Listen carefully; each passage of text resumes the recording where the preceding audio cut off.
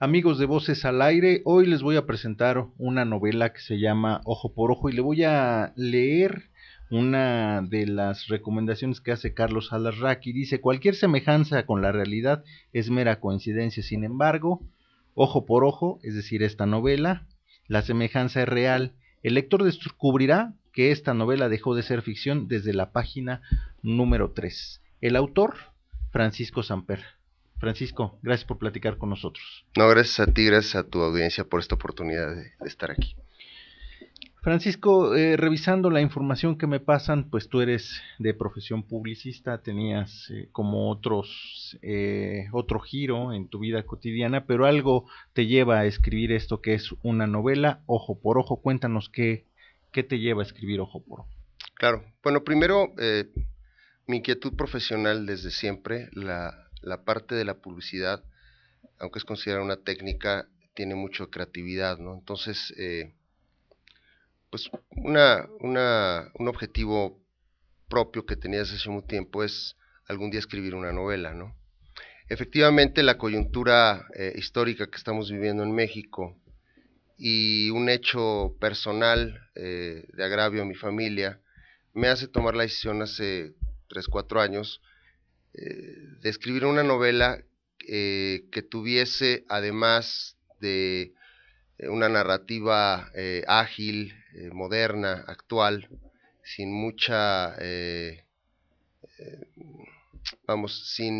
sin buscar grandes alcances desde el punto de vista literario, pero sí buscando entrar en un momento que estamos pasando en el país que me parece a mí y a muchísima gente que va a pasar a la historia como un momento crítico en la historia de México. Y en la parte emocional, a mí me motiva a escribir este libro, el que mi familia, como miles y miles en este país, lamentablemente, fuimos tocados por la violencia, ¿no? A nosotros nos tocó recibir esa llamada que nadie quiere recibir a las tantas de la madrugada, donde te dicen, en mi caso, pues que mi hermano fallece, ¿no? En compañía de su esposa. Yo llego al lugar de los hechos y pues es un antes y después en tu vida, ¿no? Sobre todo cuando como familia y como grupo social, amigos, etcétera, pues has estado totalmente ajeno a cualquier tipo de actividad ligada a lo que aparentemente ha generado esto de la guerra contra el narco y todo esto. Y la única explicación que con los días y con el tiempo nos dan las autoridades es que muy probablemente se trató de una confusión y quienes hicieron esta ejecución confundieron a mi hermano y a su esposa, ¿no? Entonces, es un hecho que marca mi vida y la novela Ojo por Ojo, si bien no tiene nada que ver con lo que ocurre con mi hermano por respeto a él y a su familia, a sus hijos, en fin, sí tiene mucho que ver con ese sentimiento que tuve yo al llegar ahí y darme cuenta de que a cualquiera nos puede tocar y que efectivamente es una guerra que se está librando en nuestras calles, en nuestras plazas, y que estamos como que a veces olvidándonos de que estamos ahí, ¿no? En medio de esta violencia.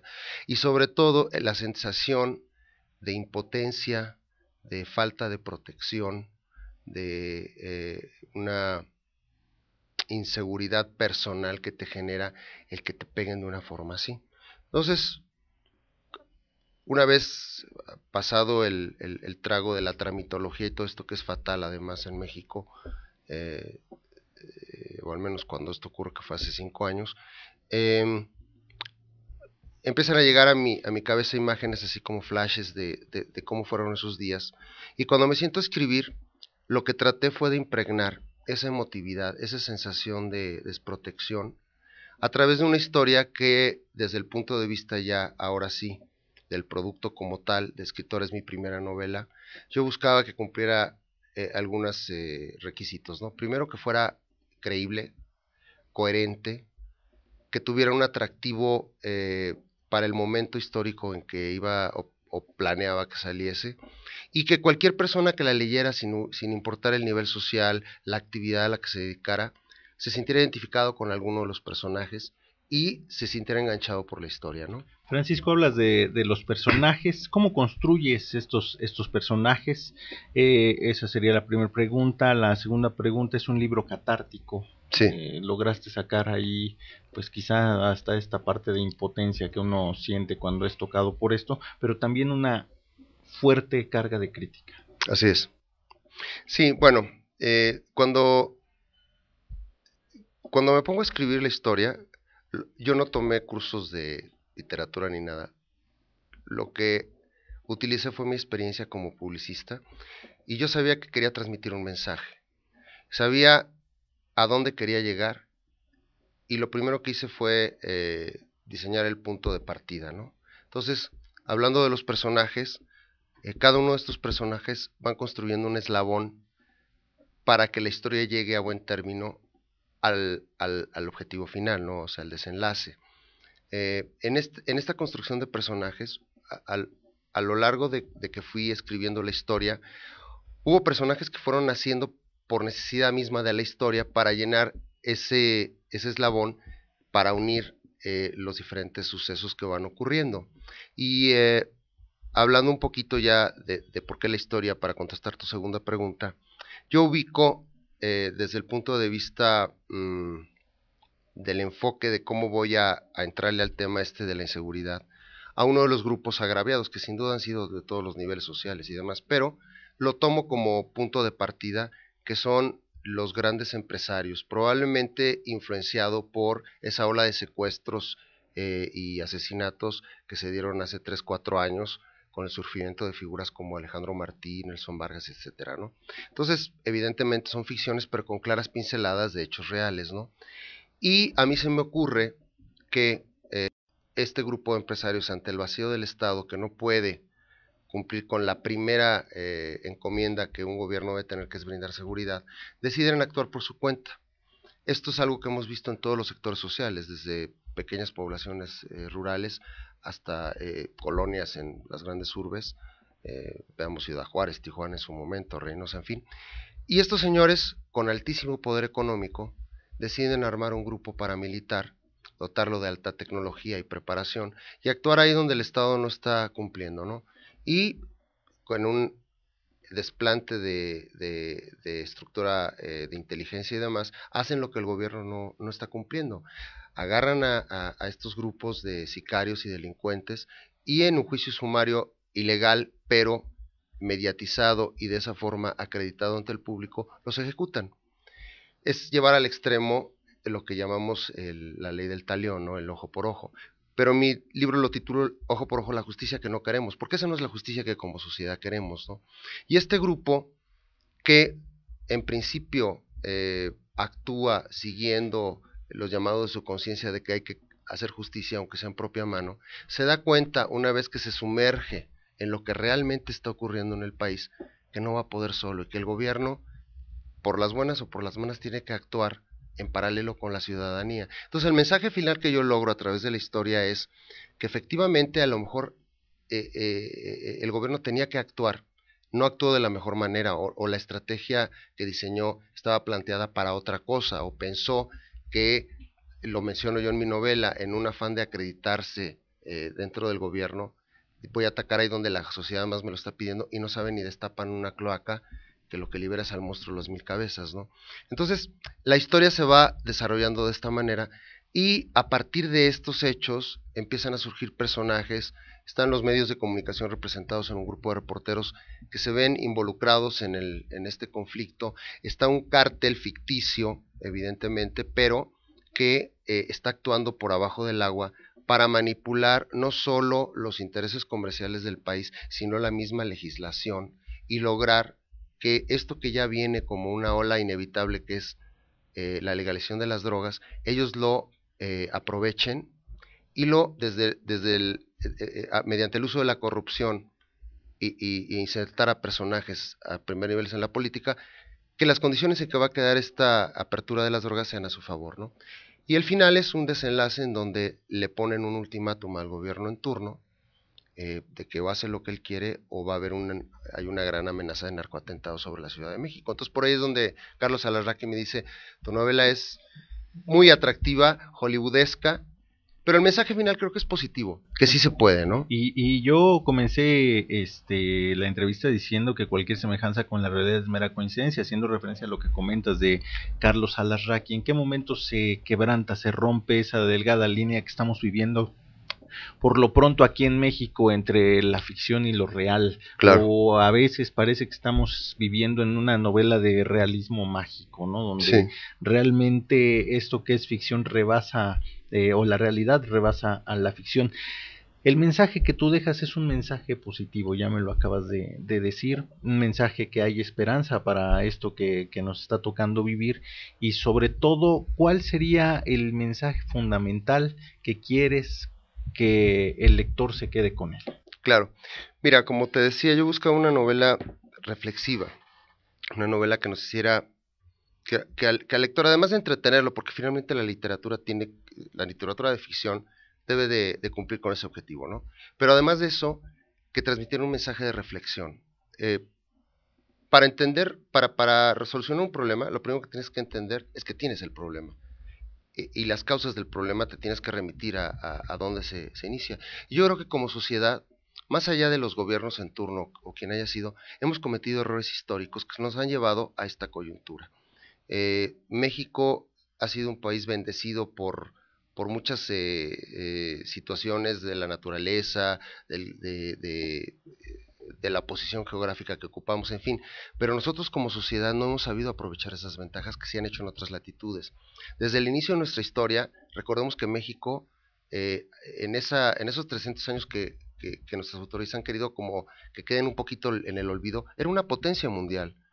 Cuando México se independiza, era una potencia económica y nos olvidamos que nuestra independencia se da también por una coyuntura en Europa liberal, es decir, cuando las huestes de Napoleón invaden España y él pone a su hermano como rey, es cuando aquí se da la oportunidad de independizarse, que en principio, a lo mejor voy a ofender a algunas personas que tienen idealizadas el cura Hidalgo, y lo menciono en mi libro, eh, su grito de independencia es viva Fernando VII, porque la iglesia tenía miedo de perder las canonjías que tenía en la Nueva España si las huestes liberales de Napoleón llegaban.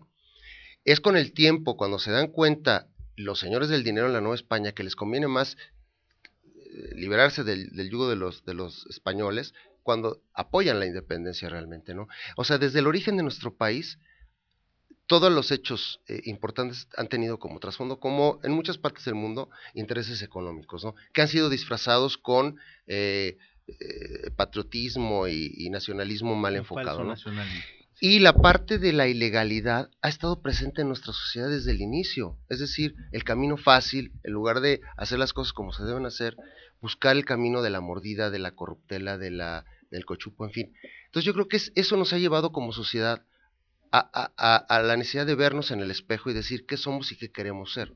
Y esto que estamos viviendo ya en carne propia, de la violencia, es un poco eso, dejar en el olvido esas cosas que por abajo del agua van pasando. Lo menciono en mi libro. En la novela me atrevo a hacer unos flashbacks al pasado de cómo pudo haber sido esos arreglos en los 60, 70, con los cárteles que en aquel tiempo empezaban a funcionar y que eran meros transportistas, efectivamente, ¿no? Porque a pesar de que se dice que en nuestro país, que esto de la guerra en mucho ha sido detonado por el consumo al interior del país, seguimos siendo un país más bien o productor o de trasiego, Un ¿no? país productor, y hablar, por ejemplo, de la frontera con Chiapas, ¿no? Que se ha convertido en una gran bodega más que, Exactamente, que México, así ¿no? es. Entonces, el mensaje que yo menciono es, los grandes cambios en nuestro país se han dado hasta que la sociedad civil ha cobrado conciencia de que las cosas no pueden seguir así. Si vemos, por ejemplo, lo que genera el movimiento de 68, son muchos de los grandes cambios que se dieron en las últimas 4 décadas, ¿no? Desde luego la apertura de los medios, la apertura democrática, que viene además con un hecho que fue el temblor del 85, donde la sociedad civil, ante la falta de respuesta del Estado, sale a la calle y dice, yo organizo. Y lo que yo planteo en mi novela espero que no suceda. Me han dicho, oye, ¿qué tan posible es que ocurra esto que tú estás diciendo? Pues ojalá que nunca en la Ciudad de México nos despertáramos con la noticia de que estamos sitiados y que una amenaza de narcoatentado a gran escala eh, la tenemos aquí, que dicho sea de paso, la Ciudad de México ha sido como una burbuja en esta guerra de inseguridad que vivimos, ¿no? Pero que finalmente no debemos olvidarnos de que todos los grandes cambios y todas las grandes revoluciones tarde o temprano desembocan en el centro neurálgico de los países, que en este caso pues nuestra capital, ¿no? Entonces no sé qué tan posible, pero probable sí puede ser, ¿no? Que llegáramos a un escenario así. Francisco Samper, yo te agradezco mucho que nos hayas dado esta información, esta charla. Preguntarte también dónde podemos encontrar el libro. Bueno, el libro está a punto de agotarse afortunadamente la primera edición, ¿Cómo pero ya quedan poquitos? Quedan poquitos, Muy pero bueno, tengo la noticia, bueno, está en las principales librerías, Gandhi, Samos, en fin, pero es del Editorial Planeta, ya lo edita el libro electrónico, ya en la tienda de Gandhi electrónica ya se puede obtener para bajarlo en iPad y demás dispositivos de estos actuales. Y bueno, además estamos recorriendo diferentes ferias y demás. Voy a estar el jueves 29 de noviembre a las 5 de la tarde en la Feria Internacional del Libro de Guadalajara, que bueno, pues tuve el honor de ser invitado a presentar la novela y pues muy contento a todos los radioescuchas de aquella zona, o si van a trasladarse de acá de la Ciudad de México para allá, ojalá me acompañen.